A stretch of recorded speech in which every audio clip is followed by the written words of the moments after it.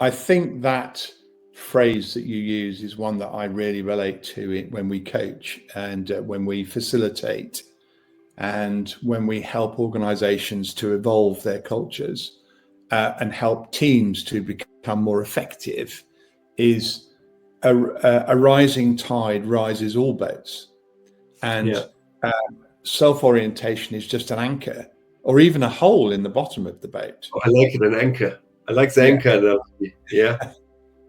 And that it's once people really buy into the fact that trustworthiness is about showing how the skills of those around you, the credibility and reliability of those who are working in your team or for you, is what makes it happen.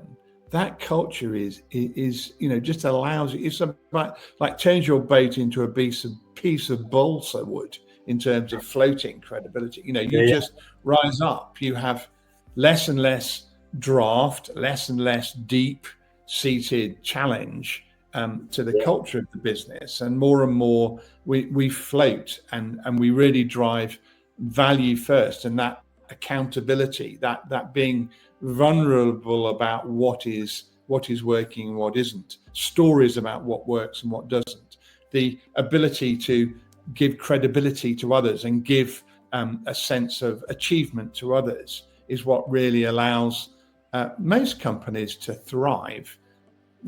If you talk to senior business leaders who've been very successful, many of them will tell you the greatest successes is watching those who they have promoted, provided escalators to. In fact, it reminds me of one particular senior person who never wanted to go into the executive. Yeah. And he always said to me, I don't want my personal life exposed to that level of public company scrutiny.